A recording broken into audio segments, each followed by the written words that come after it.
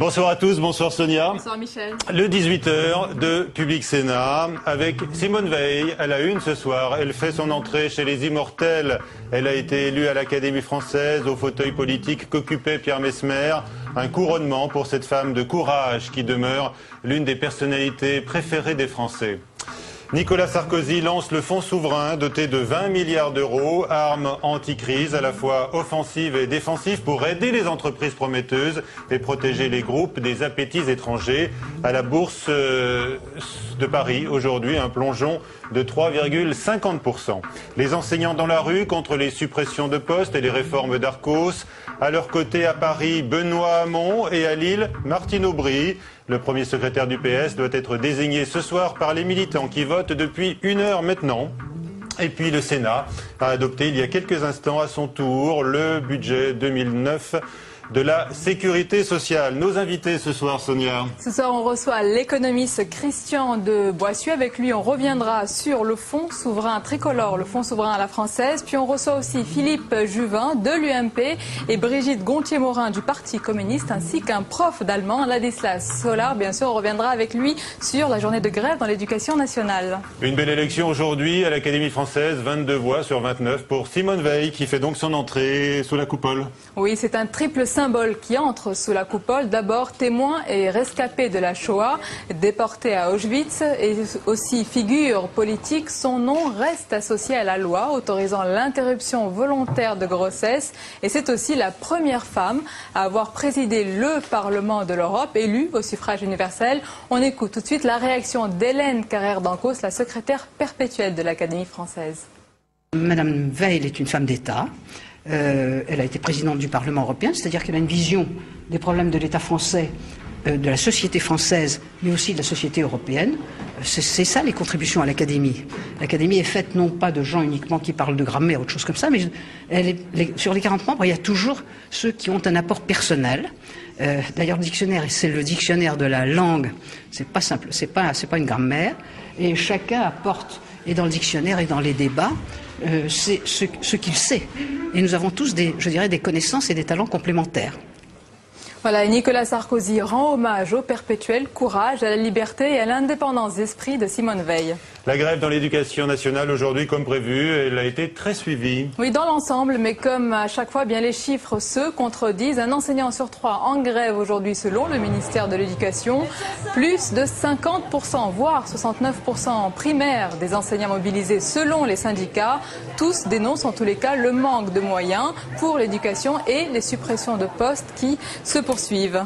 Et nous avons donc un professeur sur ce plateau, un professeur d'allemand. Bonsoir. Et Bonsoir. Tout à l'heure, vous nous direz pourquoi vous étiez dans les cortèges aujourd'hui et quelles sont vos revendications, voire ce sentiment d'humiliation dont il a été beaucoup question aujourd'hui dans les cortèges à Paris et un peu partout en France. On a vu aujourd'hui les élus socialistes en renfort. Oui, Martine Aubry à Lille, Benoît Hamon à Paris. Eh bien, les socialistes sont descendus dans la rue pour exprimer leur solidarité envers les enseignants. Camille Jean Marchal. Beaucoup de monde, mais peu d'élus socialistes dans les rues cet après-midi. Seul candidat au poste de premier secrétaire dans les rues de la capitale, Benoît Hamon. Présent, mais un peu en retrait tout de même, le Benjamin des candidats regrette un PS plutôt absent dans le cortège. Oui, le PS, il y était, même si c'est clairsemé. Le problème, c'est que c'est le PS tel qu'il existe encore qui est là. J'espère que le PS de demain, il alignera un millier de socialistes avec des élus avec leur écharpe et des belles banderoles. Des lendemains qui chantent au PS, ce n'est sans doute pas pour tout de suite, mais les militants présents, eux, veulent y croire. Et de toute façon, il y a deux, je veux dire que ce soit Benoît Hamon ou que ce soit Martine Aubry, ils ont tous les deux appelé aux manifestations d'aujourd'hui, il n'y a pas de problème. Tous unis contre les réformes du gouvernement donc, à Paris ou à Lille, où défilait de son côté Martine Aubry. Seule Ségolène Royal ne s'est pas jointe aux manifestants, partie pour voter dans sa circonscription de Melle, tandis que l'école, elle, défilait boulevard Raspail sous les fenêtres de ses bureaux parisiens. Voilà, les socialistes qui ont pris en fait le chemin des bureaux de vote dans les différentes sections, puisqu'ils votent maintenant depuis 1 heure pour élire donc peut-être ce soir, enfin sans doute un second tour demain, pour leur nouveau premier secrétaire. C'est l'arme anticrise qui avait été annoncée par Nicolas Sarkozy. Il en a précisé les contours aujourd'hui. Oui, il s'agit bien sûr du fonds souverain tricolore. En déplacement dans le Loir-et-Cher, le chef de l'État a annoncé que ce fonds à la française sera doté de 20 milliards d'euros. Objectif, soutenir les entreprises stratégiques en difficulté. On écoute le chef de l'État. Je veux qu'on garde en France nos usines, je veux qu'on arrête le processus de délocalisation et je veux que des entreprises qui ont des potentiels de développement puissent le faire, même si les institutions financières en ce moment sont un peu frileuses. On a pris trop de risques hier et pas assez aujourd'hui. Eh bien l'État est là et naturellement, quand la situation sera meilleure, eh bien on vendra notre part. S'il faut, on prendra un bénéfice. Tant mieux pour le contribuable. Et ce fonds sera géré par la Caisse des dépôts et consignations. Depuis le début de la crise d'ailleurs, la Caisse des dépôts est très sollicitée. Emmanuel, c'est bien ça? Oui, très sollicitée.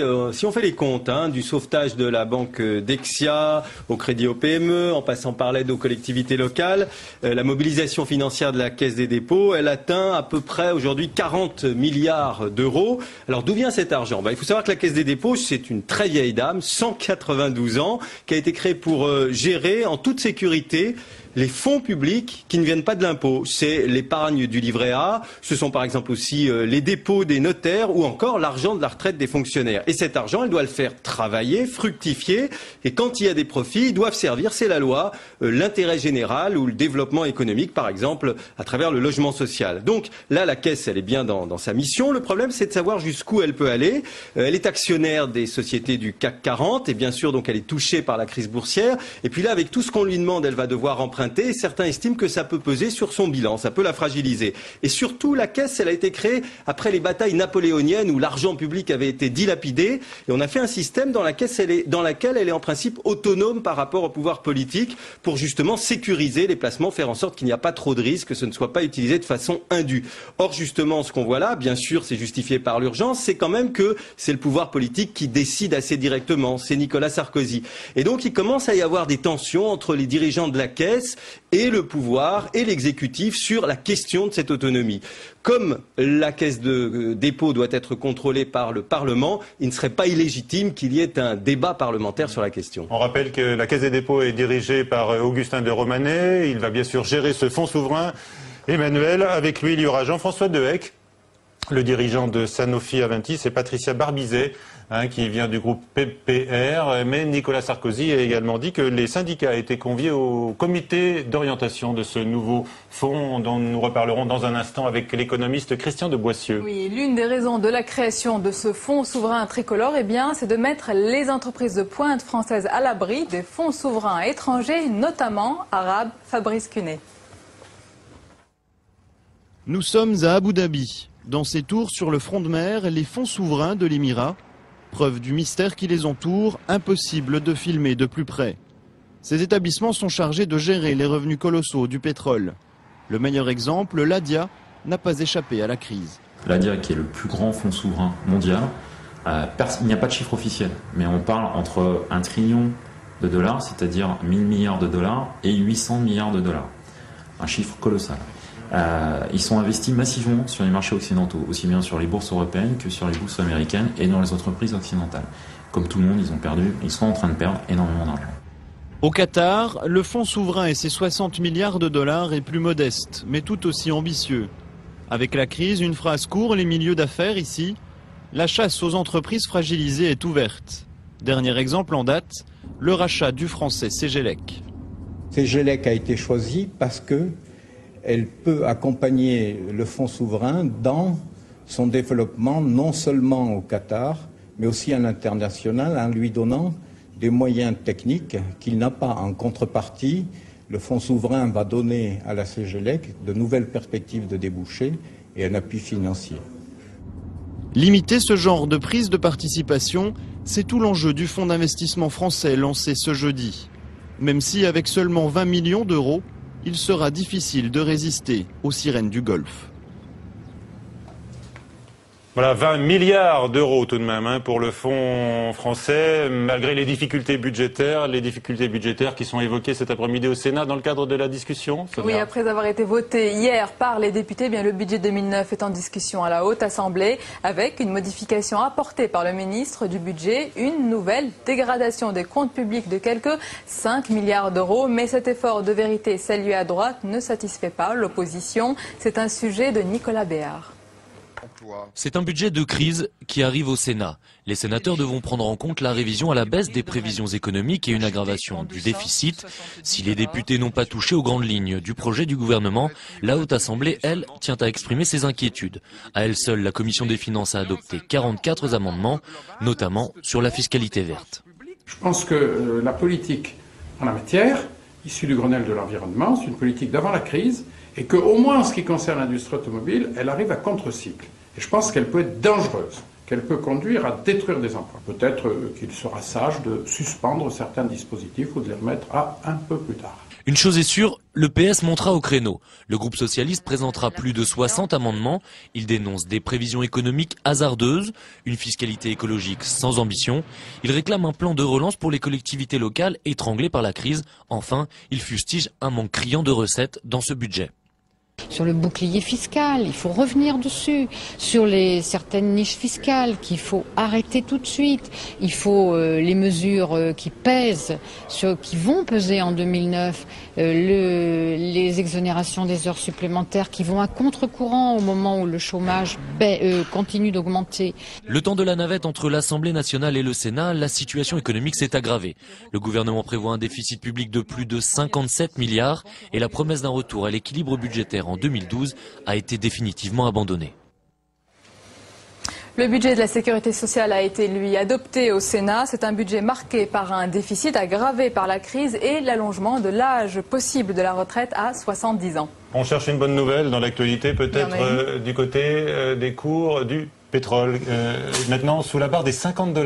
Oui, crise et baisse de la demande oblige. Eh bien, le prix du pétrole est tombé aujourd'hui sous la barre des $50 à Londres pour la première fois depuis mai 2005 et l'a frôlé à New York.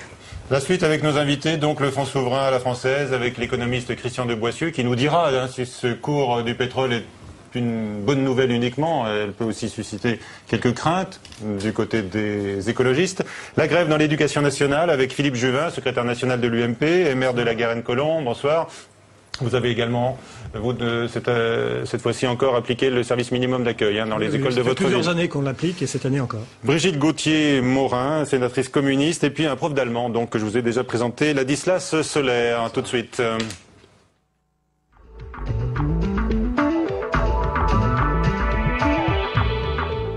Alors, Christian de Boissieu, bonsoir. Vous présidez, je le rappelle, le Conseil d'analyse économique. Oui, le pétrole sous les $50, bonne ou très bonne nouvelle? Je considère que c'est une bonne nouvelle pour nous, pays importateurs, que c'est bon pour faire baisser l'inflation et donc c'est bon aussi pour le pouvoir d'achat. Donc les avantages l'emportent sur certains des inconvénients que vous avez signalés tout à l'heure. Mais les avantages l'emportent maintenant. D'accord, très bien. Alors, 20 milliards d'euros au service d'une stratégie offensive pour l'économie. Est-ce que vous pensez que c'est une bonne arme anti-crise, ce fonds souverain à la française? Je dirais que c'est un signal qui est donné. Avec 20 milliards d'euros, on peut faire des choses, mais par rapport aux masses que vous rappeliez, qui étaient rappelés dans le reportage sur les fonds souverains chinois, pétroliers, 875, tout à l'heure vous disiez 900 milliards de dollars pour Abu Dhabi, pas mal pour le fonds russe, 200 milliards pour le fonds souverain chinois. Je vais vous faire remarquer d'ailleurs que ces fonds souverains, ils investissent à l'extérieur en général de leur pays. Alors quand on parle de fonds souverains à la française, il s'agit plutôt d'investir chez nous. C'est franco-français alors. C'est du franco-français avec un clivage à mon avis, et tout va dépendre de la pondération qui est faite entre une attitude défensive, se protéger contre, et une attitude offensive, aider un certain nombre d'entreprises, y compris les PME, parce qu'il n'y a pas que les grandes ou les grosses PME qui sont visées, il y a aussi tout le tissu des PME qui est fondamental pour la croissance et pour l'emploi en France. Et donc, moi, je trouve que l'attitude offensive est plutôt plus intéressante qu'une attitude défensive. Et j'ajoute que par rapport à tous ces sujets, au fond, qu'est-ce que ça veut dire la nouvelle politique industrielle, parce que c'est ça dont il s'agit, je trouve que cette affaire de champions nationaux, de protectionnisme, de protection de l'appareil productif, aujourd'hui, il me semble qu'il faut poser le problème plutôt au niveau européen que chacun chez soi.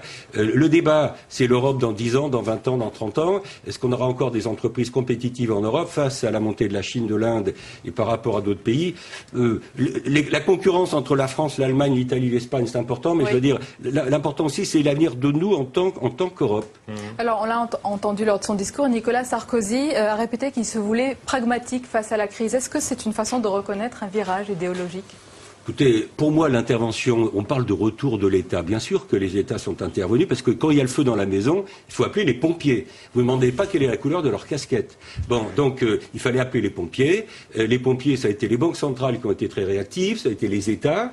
Et donc, je veux dire, je ne vois pas en quoi, si on avait laissé se multiplier les faillites, aux États-Unis ou en Europe, ça aurait été bon pour la croissance et pour l'emploi. Ça n'aurait pas été bon pour la croissance. Est-ce qu'il faut aller, alors peut-être plus loin, est-ce que l'État, par exemple, doit entrer dans le capital des entreprises, comme peut le réclamer, par exemple, le Parti communiste ou les socialistes? Moi, du côté je vais répondre indirectement à une question, et puis, par définition, je réponds que pour moi. Le retour de l'État dans le capital d'un certain nombre de banques, aux États-Unis à travers le plan Paulson ou en Europe, pour moi, c'est un retour pour quelque temps. Personne ne sait combien ce quelque temps peut durer. 2 ans, 3 ans, 4 ans. Ça dépendra du temps qu'il faudra pour sortir de cette crise qui n'est pas finie et du temps qu'il faudra pour assainir les banques en difficulté. Mais je ne crois pas, si vous voulez, qu'on remette en cause nécessairement ce qui a été fait à travers le processus de privatisation. C'est un retour. L'État joue un rôle très important. Il a toujours joué un rôle important en matière de régulation bancaire et financière. Parce qu'une banque n'est pas une entreprise comme les autres. La faillite d'une banque a plus de résonance que la faillite d'une entreprise à taille égale. Donc ça me paraît clair. Quant à savoir quel rôle doit jouer l'État dans le capital des entreprises industrielles ou commerciales, on verra. Moi, là encore, je crois qu'il faut être pragmatique. Et comment concrètement ce fonds souverain va aider les entreprises? On dit que ce sont les entreprises stratégiques. Lesquelles et comment va-t-il les aider? Écoutez, en même temps, on dit, je répète ce que j'ai entendu, que ce fonds va prendre des participations minoritaires.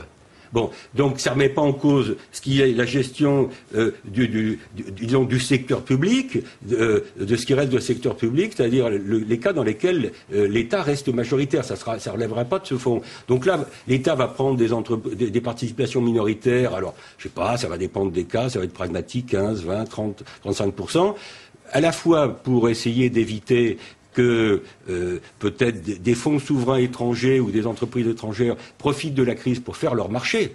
Ah oui, ça a commencé déjà. Hein. Avec la baisse des bourses, c'est le moment de faire son marché pour acheter un certain nombre d'entreprises, etc. Quels sont les secteurs prioritaires aujourd'hui? On les connaît. On a parlé de l'automobile, l'aéronautique, le bâtiment. La défense, bien sûr, mais ça c'est hors. Je veux dire, la défense a toujours fait partie des intérêts stratégiques dans lesquels même Bruxelles reconnaît qu'il peut y avoir des exceptions au jeu du marché de la libre concurrence. L'automobile, c'est le sujet dont on parle aujourd'hui au plan mondial. Regardez l'intervention disons, probable des Américains vis-à-vis des 3 grandes entreprises, et puis pour nous en Europe. Donc là, on voit bien les secteurs stratégiques. Ce sont les secteurs à forte intensité de travail, dans lesquels il y a des enjeux d'emploi qui sont importants. Ce sont des secteurs qui sont également importants pour la croissance. Je dis l'emploi pour la croissance et pour l'emploi. Bon, et puis il peut y avoir aussi tout l'aspect technologique, nouvelles technologies. C'est pour ça que je parlais tout à l'heure des PME. Vous avez des PME, des entreprises moyennes, qui sont très importantes. L'important aussi, j'insiste sur ce point, c'est par rapport au débat sur les délocalisations, de ne pas perdre trop les centres de recherche. Parce que les centres de recherche, c'est fondamental d'essayer de garder les centres de recherche sur le territoire français. Alors on voit français. les personnes qui ont été appelées par Nicolas Sarkozy pour gérer ce fonds. Il y a notamment Jean-François Dehecq de Sanofi Aventis, Patricia Barbizet qui vient de PPR, et certains dans l'opposition disent est-ce que c'est un fonds pour aider l'économie ou pour sauver le CAC 40? Écoutez, moi, dans mon esprit, c'est un fonds pour aider l'économie. Bon, voilà, et donc, je l'ai dit pour commencer, je crois que, d'après ce qui a été annoncé, ce fonds, il peut prendre des participations dans les entreprises de tout secteur et de toute taille, a priori. Hein. Ouais. Donc, les entreprises du CAC 40, d'ailleurs, entre nous, elles vont globalement plutôt mieux que les PME aujourd'hui, hein, parce qu'elles profitent de ce qui reste de croissance en Chine, elles profitent de la croissance dans les grands pays émergents qui restent encore relativement fortes. En tous les cas, Nicolas Sarkozy a par ailleurs dit que les syndicats étaient conviés au comité d'orientation de ce fonds souverain. On verra quelle sera leur réponse. Merci Christian de Boissieu. Et avant d'évoquer la grogne dans l'éducation nationale, notre nouveau rendez-vous avec les invités présents ce soir, la rubrique « Comment ça va chez vous ?» pendant la crise.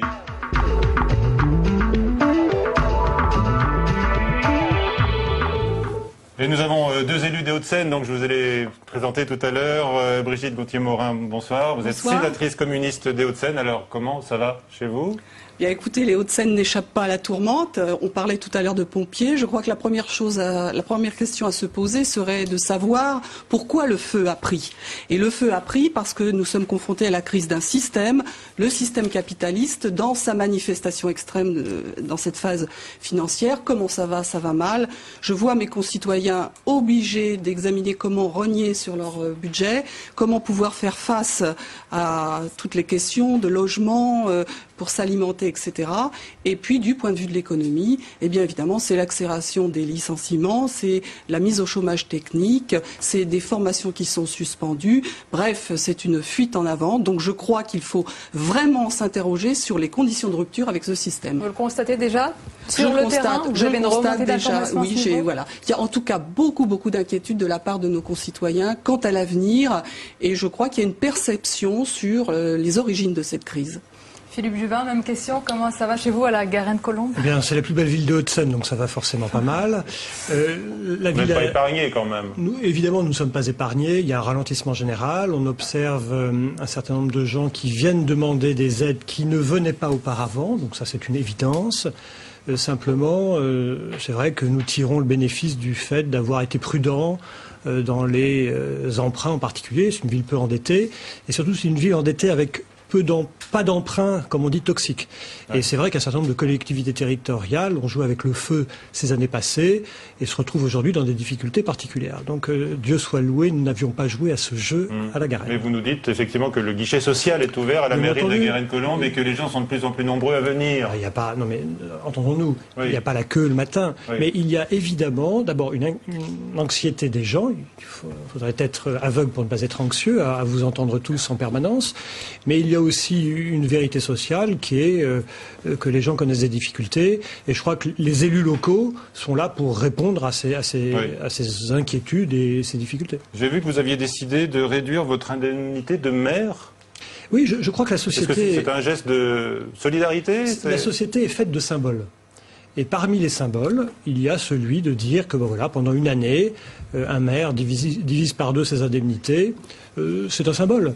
Et je crois que c'est aussi une petite pierre qu'un modeste élu local comme moi porte à la construction d'un... Vous aimeriez que de hauts responsables politiques en poste, je ne sais pas, dans les ministères ou ailleurs, vous imitent? Il y aura des économies à faire? Chacun fait de la politique comme il l'entend. Je crois donner des signes. Allez, on parle maintenant de cette journée d'action dans l'éducation nationale. Oui, aujourd'hui c'était jour de grève. On va reparler des raisons d'un malaise avec vous, Ladislas Solaire. Vous êtes professeur d'allemand. Certains professeurs parlent de sentiment d'humiliation. Est-ce que vous partagez ce sentiment? Comment dire, je ne placerai pas ça sur un plan émotionnel, humiliation.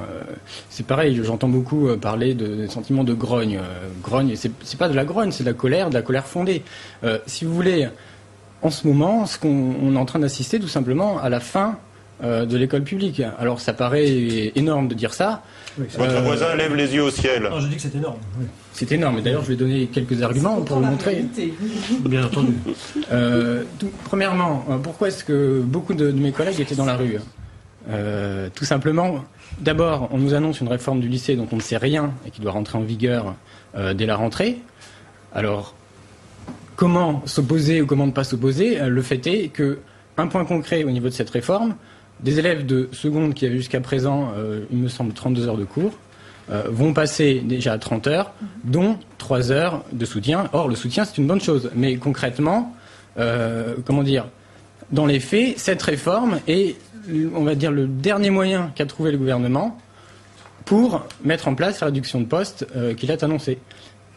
Vous dites que la réduction de postes, effectivement, a des conséquences sur le cursus scolaire. Disons que concrètement, c'est plutôt à l'inverse que je dirais. C'est tout simplement que les réductions de postes annoncées ne peuvent maintenant rentrer dans les faits qu'avec une réduction du temps scolaire des élèves. Il y a deux, trois choses à dire. Premièrement, il y a une réduction de postes, mais il n'y a pas une diminution du taux d'encadrement des élèves. Ça, il faut quand même le dire. Pourquoi? Parce que le nombre d'élèves diminue. Deuxièmement, je trouve quand même assez extraordinaire qu'on ne pose que la question des moyens et on ne regarde jamais l'efficacité. Je vous rappelle quand même que la France est le mauvais élève de l'OCDE. Or, c'est en France où il y a le plus de postes, il y a le plus d'enseignants, il y a le plus d'heures. Alors il faut m'expliquer qui nous est reconnu. Oui, la spécificité française, c'est 15% des élèves sortent du primaire et ne maîtrisent pas correctement la lecture et l'écriture. Vous parlez d'une spécificité. L'objectif, c'est quoi? C'est de faire en sorte que l'école soit efficace et donne aux futurs citoyens un ensemble de connaissances qui soit suffisante. C'est pas le cas aujourd'hui. Donc nous travaillons à quoi? Nous travaillons à rendre l'école plus proche des besoins réels des futurs petits Français. Oui, je suis tout à fait d'accord. L'école n'est pas là pour, en fin de cycle, avoir des lycéens, par exemple, qui sont incapables. Je suis tout à fait d'accord. Ce n'est pas qu'une question de moyens, vous êtes d'accord? Ce n'est pas qu'une question de moyens. Si je peux entrer dans le débat, je crois que le sentiment d'humiliation dont vous parlez et des fortes préoccupations viennent aussi parce que les enseignants, les parents d'élèves sont confrontés à une succession de mises en place de réformes qui prennent des allures disparates, mais qui, sur le fond, font sens et font cohérence. Et au global, on sent bien qu'on est en train de passer d'une école à visée d'acquisition de connaissances le plus haut possible à une école de visée d'employabilité. Et donc, c'est tout ça. 15% des enfants qui sortent du primaire qui savent pas lire et écrire, vous trouvez que c'est satisfaisant? Monsieur, pour prendre un exemple concret. Le problème de ces réformes et la manière dont elles se mettent en place, c'est qu'il y a effectivement besoin de réformer le système éducatif, mais que cela doit se faire avec la communauté éducative et non pas imposer. Je prends la question du bac pro en 3 ans. On a tenté des expérimentations, nous sommes confrontés à une généralisation brutale. J'ai peur que pour l'école maternelle, ça soit pareil. Je dis, ce n'est pas comme ça qu'on arrivera à porter des réformes progressistes dans notre pays, et y compris à rectifier les défauts de l'éducation nationale. Le soutien scolaire, c'est bien, mais ça ne remplacera pas les 3000 postes supprimés pour les RASED. Parce qu'on ne joue pas de la même manière. Ils ne sont pas supprimés, ils sont simplement stabilisés. C'est les profs d'aide. Bien sûr qu'on a besoin de système scolaire, vu les élèves auxquels on est confronté et qui ont, on va dire, dans des milieux sociaux défavorisés, beaucoup de problèmes. Bon, mais cela dit, ce soutien scolaire ne devrait pas remplacer les heures de cours. Par exemple, vous nous disiez, on veut former des élèves et plus tard des étudiants qui seront plus capables. Bon, lire et écrire à un certain niveau, et quand même, on demande plus de la part de l'éducation. Posez-vous la question. Et donc, quand je disais tout à l'heure, mise à bas de l'éducation publique, il faut bien voir que l'ensemble de ces réformes ont une cohérence. C'est-à-dire que la réforme des lycées débouche sur une réforme déjà en place au niveau des universités et une réforme du concours de recrutement des nouveaux enseignants. Excusez-moi, vous criez au loup, mais la réalité c'est quoi? Non, mais la réalité c'est quoi? C'est la réalité. Vous savez quels sont les élèves qui sortent du système scolaire avec le plus de connaissances? C'est 2 catégories d'élèves. Première catégorie, ce sont les enfants des classes socio-professionnelles les plus élevées. Et deuxième, les enfants des enseignants. Alors expliquez, je suis désolé, mais je trouve qu'un système qui se complaît avec ces résultats est un mauvais système. Donc notre objectif, c'est d'augmenter avec les professionnels et les concernés les conditions d'une réforme du système éducatif. Diminuer les moyens de l'école, c'est faux. Il n'y a pas de diminution du taux d'encadrement et vous le savez très bien. Vous savez très bien, il y a moins d'élèves. Ladislas Soler, dites-nous, où est-ce que vous enseignez? Combien d'élèves avez-vous? Et concrètement, quelles difficultés vous rencontrez aujourd'hui? Je ne pense pas que je sois représentatif dans la mesure où je suis professeur d'allemand et qu'il y a une baisse depuis 10 ans au niveau des élèves en allemand. Pas de classe surchargée? Non, moi j'ai pas de classe surchargée, donc je ne vais pas vous en parler. Combien d'élèves? J'ai des classes de 20, entre 20 et 25. Vos collègues qui sont trop en langue. Mais je suis en allemand absolument pas représentatif de mes collègues. Nous avons dans mon lycée et ailleurs en vous avez quand même défilé avec 20 élèves par classe. Mais c'est intéressant. Mais bien sûr, je défile. Est-ce qu'il faudrait je pense que nos téléspectateurs comprennent. Les milliers de gens qui étaient cet après-midi dans la rue défilaient parce qu'ils ont envie d'exercer une profession qui bien souvent est un véritable engagement de service public. 33 grèves depuis l'an 2000. Une grande différence peut-être, c'est que quand beaucoup de professeurs font grève, ils ne font pas grève pour eux, simplement pour leurs petits intérêts.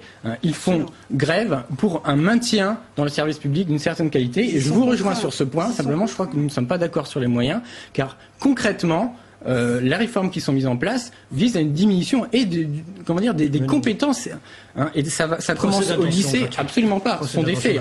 Renseignez-vous partout. Nous n'avons aucune évaluation sur les réformes et les dispositifs. Je suis professeur d'université. Donc, fonctionnaire de l'éducation nationale. Je vous invite à regarder les copies de mes étudiants de fin de première année. C'est édifiant. Et je veux dire que tant qu'on ne s'attaquera pas, c'est édifiant dans tous les sens.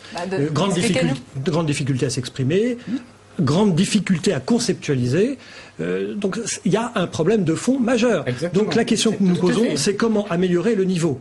Et je vous dis, améliorer le niveau, c'est reprendre sans tabou la question de l'école et en particulier travailler sur les programmes du primaire et du secondaire, ce que nous faisons.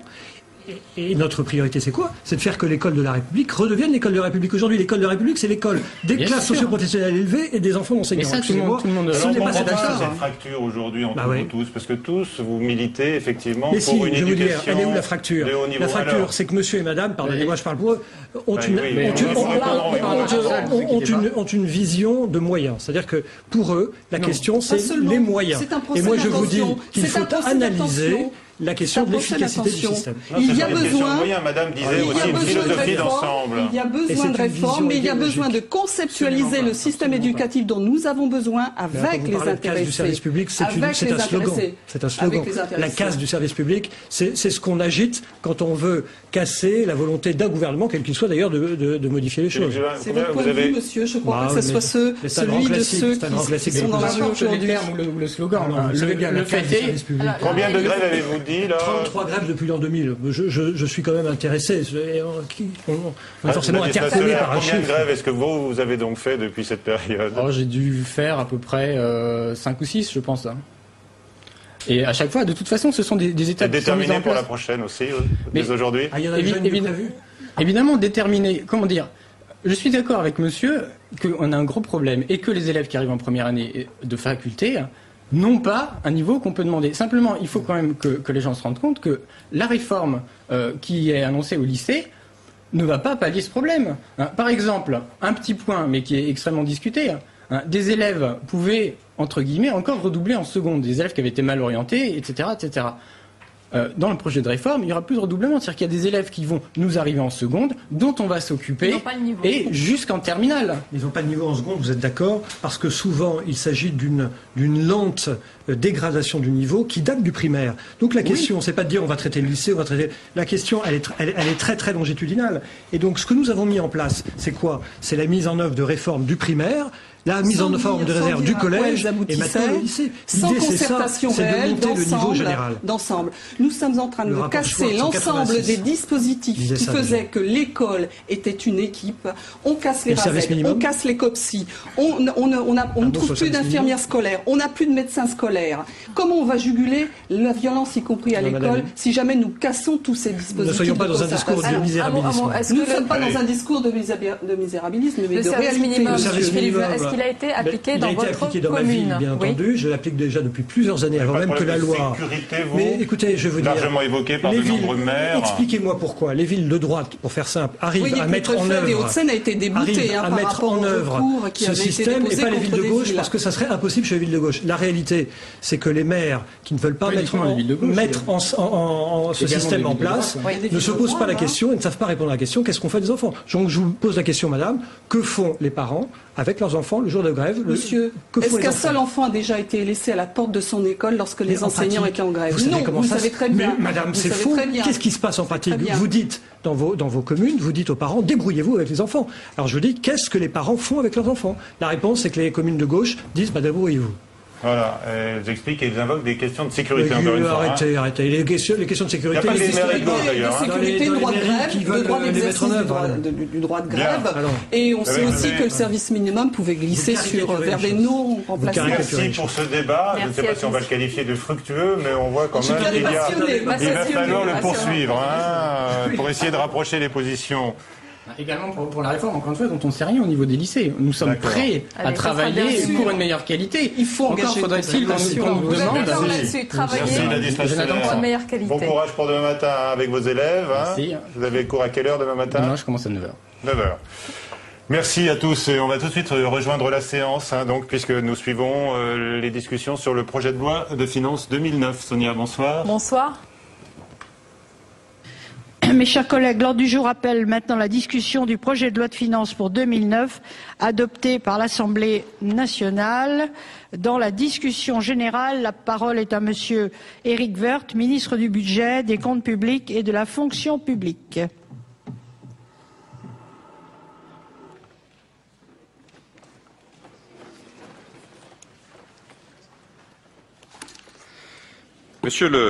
Madame, pardon, on dit Monsieur le Président, ça commence mal. Madame la Présidente, pardon. Madame la Ministre, Christine Lagarde doit nous rejoindre. Monsieur le Président de la Commission des Finances, Monsieur le rapporteur général, Mesdames et Messieurs les sénateurs. Dans la période de crise que nous connaissons, la réactivité est évidemment primordiale. Un temps de retard dans une décision peut entraîner des effets dévastateurs sur une économie déjà bien chahutée dans le monde entier. Mais réactivité ne veut pas dire, évidemment, par nature, précipitation. Certes, il faut savoir prendre des risques mesurés, mais on ne peut pas se dispenser du temps nécessaire à l'analyse. Et le budget de l'État, instrument de pilotage majeur de l'économie, l'un des instruments à la disposition des gouvernements, la politique budgétaire, donc le budget de l'État, se doit naturellement d'être à la fois réactif, s'adapter à la situation, et en même temps, bien évidemment, sincère. Pour garantir cela, il a fallu gérer les contradictions créées par la brutalité de la crise, le temps d'analyse des données et le tempo de notre procédure budgétaire. Je pense que nous sommes tous ensemble parvenus à résoudre cette situation très exceptionnelle. Avec Christine Lagarde, nous avons présenté devant votre haute assemblée les révisions des prévisions de croissance et de finances publiques aussi rapidement que possible. C'était à l'occasion du projet de loi de programmation, il n'y a pas si longtemps que cela, le 6 novembre dernier. C'était un moment pertinent pour le faire. Nous avons ainsi pu débattre de ces révisions pour toutes les finances publiques et pour l'ensemble de la législature. J'ai ensuite eu l'occasion de détailler avec vous ces révisions pour la sphère sociale dans le PLFSS et j'en tirerai aujourd'hui logiquement les conséquences sur le projet de loi de finances. Je déposerai les amendements donc correspondant à ces révisions. Pour important qu'ils soient, ces amendements sont bien sûr soigneusement circonscrits et concernent principalement l'équilibre et les recettes. Comme je m'y étais engagé, je ne modifie pas les dépenses au-delà de l'incidence mécanique des hypothèses révisées sur la charge d'intérêt et les dépenses indexées. Ces révisions nous conduisent donc de manière totalement transparente à afficher, malheureusement oserais-je dire, un déficit budgétaire plus important de 57,6 milliards en 2009, ce que j'ai dit hier d'ailleurs à l'Assemblée nationale, puisque nous avons voté hier soir le PLF. Bien sûr, la dégradation des prévisions de recettes et de déficit a beaucoup retenu l'attention et elle a concentré les commentaires. Pour autant, cela ne doit pas occulter l'essentiel. Le budget, je le disais, n'est pas le concours l'épine des conjoncturistes. Donc l'essentiel du budget, ce n'est pas d'ailleurs de voter une prévision.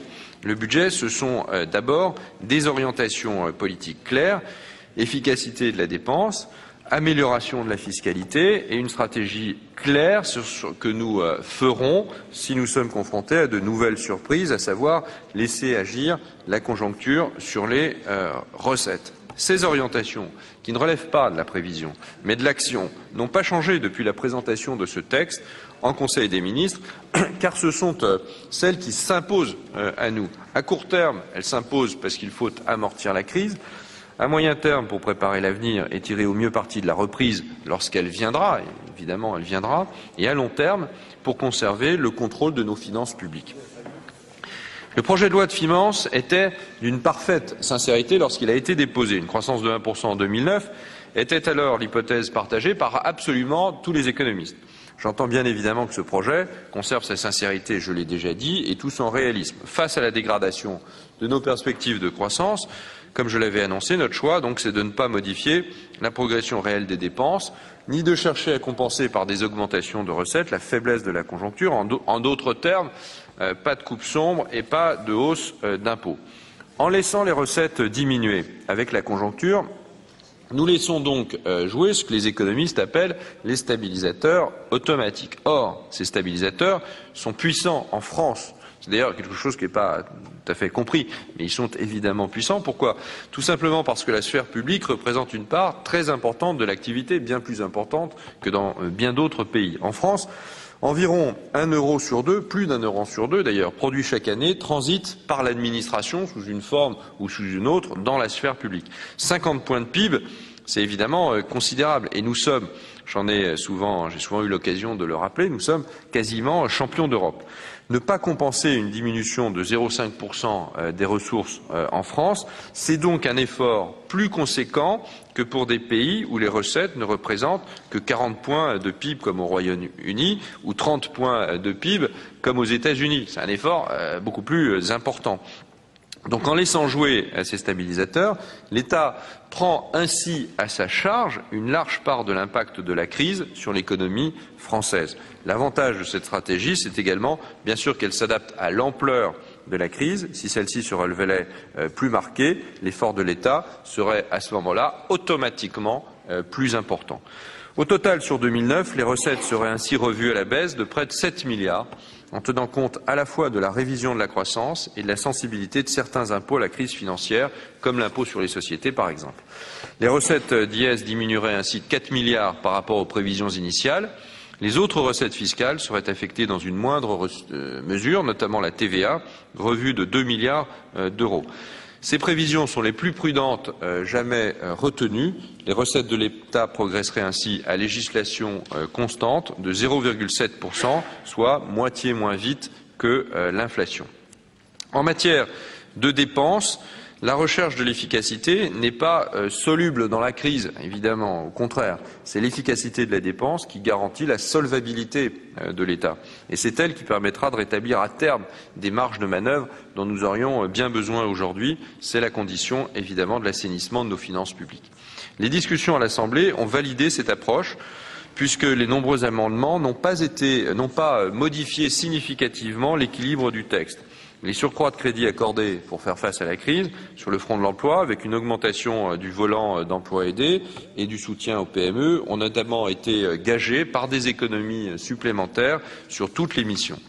Par conséquent, suite aux nouvelles prévisions macroéconomiques, je n'ai pas modifié les dépenses au-delà de l'impact mécanique, comme je le disais, des révisions d'hypothèses sur les postes de charge de la dette et de dépenses de pension. En revanche, et je sais que votre Haute Assemblée y sera sensible, le gouvernement a décidé de ne pas modifier les transferts aux collectivités locales suite aux modifications faites sur les taux d'inflation prévisionnels pour 2009. Pour respecter la règle que nous nous étions fixée, il aurait fallu en effet aligner l'indexation des concours sur l'inflation révisée, de la faire passer de 2 à 1,5. Nous avons décidé de ne pas le faire.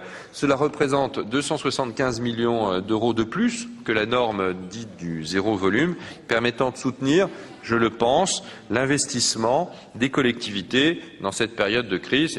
C'est donc une reconnaissance du rôle des collectivités dans ce domaine. Au sein de cette enveloppe de 1,1 milliard, de cette enveloppe supplémentaire de 1,1 milliard pour les collectivités, priorité a été donnée à l'investissement puisque le FCTVA est préservé et progresse de 660 millions d'euros. En considérant globalement les transferts de l'État, c'est-à-dire avec les dégrèvements, c'est même une progression de 2,3 milliards d'euros d'une année sur l'autre, soit plus 3,2%. Je voudrais qu'on note ce chiffre, mais j'aurai évidemment l'occasion de le rappeler lorsque nous aurons ce débat. J'ajoute que l'État a répondu présent pour assurer le sauvetage de Dexia, banque particulièrement impliquée vis-à-vis des collectivités, et a garanti son refinancement afin d'apporter le soutien nécessaire dans cette crise au financement de nos collectivités locales. Alors certes, nous demandons un effort aux collectivités locales, mais c'est un effort qui, me semble-t-il, peut et doit être accepté parce qu'il est juste. Lors des débats à l'Assemblée, les députés ont opéré des modifications au sein de l'enveloppe globale. J'accueillerai évidemment avec intérêt des propositions similaires de votre part, de la part des sénateurs, mais je pense qu'il faut être clair. Le niveau de l'enveloppe, dans l'esprit du gouvernement, ne doit pas être modifié. La progression des concours de 275 millions d'euros au-delà de l'inflation permettra d'ailleurs, j'en suis sûr, de pouvoir mener un débat apaisé cette année, même si j'imagine que nous irons au fond des choses avec passion. En intégrant ces 275 millions d'euros, la dépense totale de l'État dépasse très légèrement la progression de l'inflation et elle la dépasse de 0,1%. J'ai eu l'occasion de le détailler lors de la loi de programmation. À l'intérieur de ce quasi zéro volume, il nous faut d'abord faire face aux dépenses qui sont héritées du passé. Les bonnes nouvelles que l'on a pu connaître les années précédentes sur les charges de la dette et les dépenses de pension sont bel et bien terminées. Ces contraintes qui sont héritées de notre passé commun, finalement, très concrètement, cela signifie une progression quasi nulle en euros courants pour les dépenses, pour l'ensemble des dépenses en réalité d'intervention des ministères, dépenses d'intervention et dépenses de personnel. Pour autant, il ne faut pas relâcher l'effort sur un sujet qui vous tient autant à cœur que moi, c'est bien sûr celui de la transparence des comptes. D'abord pour lutter contre les sous-budgétisations. C'est près d'1 milliard de plus que je vous propose et à ce milliard s'ajoute, vous le verrez lorsque nous discuterons, Monsieur le Président, Monsieur le rapporteur du collectif, 800 millions d'euros que je dégage pour éviter la reconstitution trop importante, pas toute la reconstitution, mais une bonne partie de la reconstitution d'une dette entre l'État et la sécurité sociale. Et 750, au-delà de ces 800 millions, nous dégageons aussi 750 millions pour rembourser les dettes anciennes. D'autre part, on ne reporte pas la dépense sur les opérateurs. Pour la première fois, grâce aux directives que j'ai données aux représentants de l'État, les effectifs des opérateurs baisseront en 2009. J'intègre dans le déficit tout ce qui doit effectivement apparaître dans le compte de résultats, comme dirait Jean Arthuis. J'ai décidé, par exemple, que l'État devait reprendre la dette du FIPSA et apporter des ressources durables pour réduire l'impasse de financement. Cela représente 1,5 milliard d'euros. Sur l'AFITF, j'ai remis de la clarté avec une subvention de 1,2 milliard pour équilibrer cette agence importante. La maîtrise des dépenses ne sacrifie en rien aux dépenses prioritaires. C'est au contraire une manière de mieux gérer les choses, celles en fait dont nous avons vraiment besoin pour renforcer notre économie et évidemment pour traverser la crise. Il faut valoriser le travail et privilégier l'investissement au sens large, l'investissement physique, mais aussi la recherche et l'enseignement supérieur. Car pour des pays très développés comme la France, la croissance supplémentaire se gagne évidemment aux frontières de l'innovation. Il faut donc naturellement que cette croissance soit soutenable. C'est tout le défi du Grenelle de l'environnement. Nous devons rendre compatible tout cela. Pour ces priorités, nous avons dégagé des moyens sans précédent, 1,8 milliard d'euros par an, et c'est dans ce budget pour la recherche et l'enseignement supérieur. L'effort en faveur de l'investissement civil, en particulier les infrastructures, augmentera lui aussi beaucoup. Il augmentera de 6% en 2009. Au total, donc en tenant compte des PPP, des partenariats publics-privés, les investissements dans les infrastructures devraient quasiment doubler entre 2007 et 2012. Au total, sur la période, c'est environ 175 milliards d'euros de moyens utilisés pour l'investissement au sens large du terme. Les financements sont aussi adaptés aux différents besoins. Pour le Grenelle de l'environnement, par exemple, les financements utilisent tous les leviers nécessaires à ce changement radical. Des crédits budgétaires, évidemment, mais aussi des leviers réglementaires et fiscaux et des partenariats publics-privés. Le PLF propose ainsi un verdissement général de notre fiscalité. Enfin, la revalorisation du travail se poursuit avec la montée en charge des lois sur l'emploi et le pouvoir d'achat, avec la rationalisation, conformément à la RGPP, des dispositifs d'exonération ciblés et avec la généralisation du revenu de solidarité active. Alors, il n'y a pas de magie. Pour pouvoir à la fois financer nos priorités, faire face aux dépenses héritées du passé, renforcer la transparence du budget, tout cela avec une dépense ne progressant qu'au niveau de l'inflation, il a fallu opérer d'importants redéploiements. Ce budget, c'est une recherche d'efficacité, donc dans tous les domaines. Aucune piste d'amélioration n'a été taboue, même au sein des missions prioritaires. Toutes les économies issues, notamment des travaux de la RGPP, ont été exploités. J'en ai donné de nombreux exemples et je ne vais pas allonger mon propos en égrénant à nouveau ces exemples ou d'autres. C'est grâce à cette méthode, et je voudrais insister là-dessus, de recherche systématique d'efficacité des dépenses que pour la première fois, nous n'allons pas remplacer près d'un départ sur deux pour les fonctionnaires partant à la retraite, soit une baisse dans ce budget d'effectifs de 30 600 emplois. C'est en quelques années, c'est en une seule année, autant que tous les efforts faits sur le quinquennat précédent. Mais plus que les annonces, ce qui compte, c'est la mise en œuvre effective de la réforme de l'État. Nous avons tenu à ce que la RGPP fasse l'objet d'un suivi précis de sa mise en œuvre. Et j'aurai l'occasion d'ailleurs d'en faire un point très précis devant le Conseil des ministres mercredi prochain. Vous le voyez, nous maintenons fermement la maîtrise de la dépense car la crise ne nous exonère en rien, bien évidemment, de cette maîtrise. Bien au contraire, oserais-je dire. La crise ne peut être une excuse, un prétexte, un alibi au gaspillage d'argent public. C'est exactement le contraire. Dans la conjoncture actuelle, la maîtrise de la dépense, c'est aussi, et je voudrais le rappeler, c'est aussi la garantie de la solvabilité de l'État. Le plan ambitieux de financement de l'économie qu'a présenté Christine Lagarde pour juguler l'assèchement des crédits repose sur cette garantie au fond de l'État. Et donc la solvabilité de l'État, c'est d'autant plus indispensable en période de crise, nous le voyons bien.